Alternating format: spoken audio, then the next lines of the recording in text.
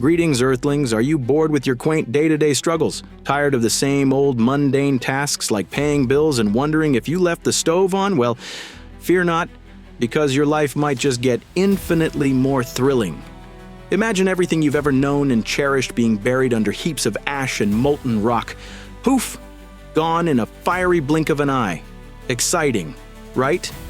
In today's episode of Ash to Ash, we're talking about the mother of all cataclysms, the supervolcano doomsday scenario. Buckle up, because it's going to be one heck of a ride. First, let's get something straight. Ordinary volcanoes are cute little mountains that occasionally spit out a bit of lava and dust. Supervolcanoes, on the other hand, are so colossal that they can blow out hundreds to thousands of cubic kilometers of molten rock, ash, and gas. Basically, they make your everyday run-of-the-mill eruptions look like harmless birthday sparkles. These monstrous connoisseurs of chaos do more than just throw a tantrum. They threaten entire continents, disrupt global climate, and generally prove that Mother Nature has a wicked sense of humor. Take your pick of destructive forces. The Yellowstone caldera in the United States, known for its picturesque geysers and hot springs, which doubles as a ticking magma bomb just waiting to ruin your day. Toba in Indonesia, the show-off that may or may not have caused a severe population bottleneck for humanity some 74,000 years ago. Thanks for that, Toba. Taupo in New Zealand, a pleasant tourist destination with the power to end civilization in a spectacular, pyroclastic fiasco. Who doesn't love variety, right? Now, if you're sitting there thinking, but I never asked for an apocalyptic scenario in my lifetime, well, join the club. Supervolcanoes aren't exactly known for soliciting human approval. Let's take Yellowstone, for instance. Beneath its peaceful forests and adorable bison herds lies a humongous lake of molten rock, just simmering ever so politely, waiting for the perfect moment to spew toxic gases and ash into the atmosphere. Because apparently one more disaster is all our planet needs right now.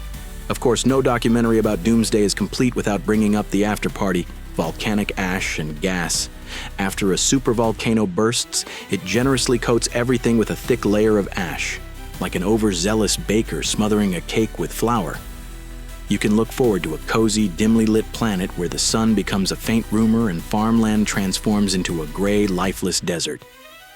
If you're in the path of pyroclastic flows, congrats! You won't even have to worry about the ash. You'll be incinerated within seconds.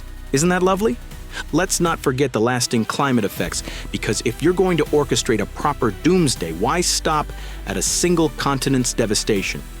Instead, supervolcanoes fling vast amounts of sulfur dioxide and other fun gases high into the stratosphere.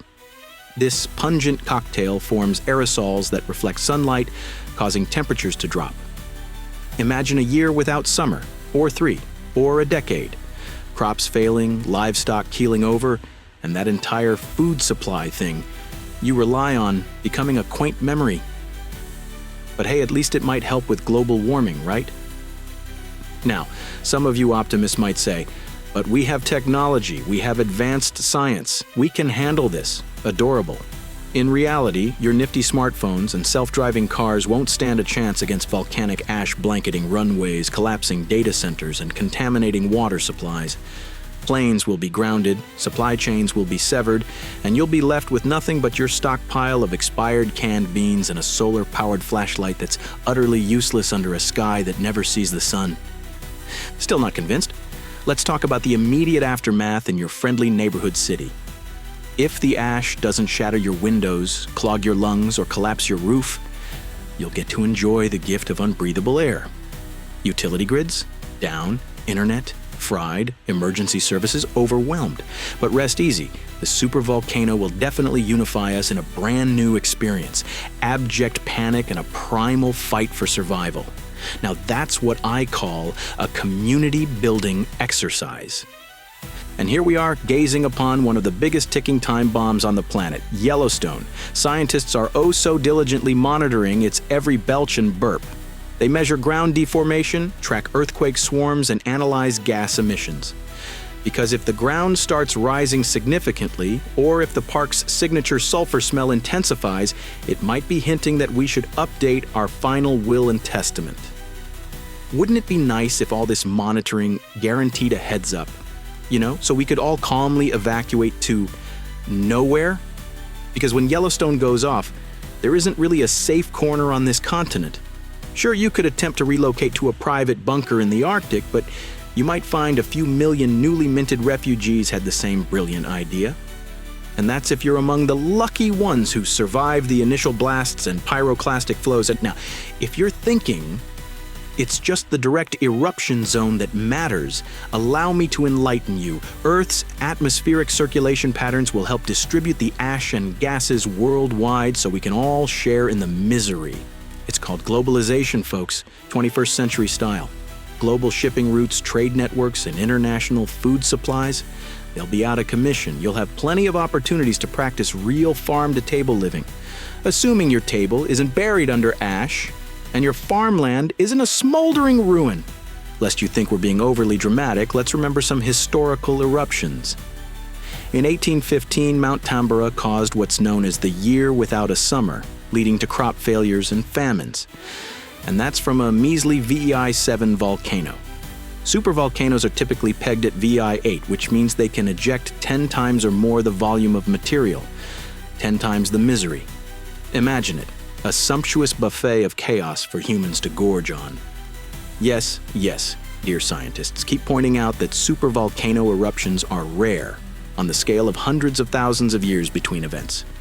How reassuring. It's like saying a massive asteroid impact is rare.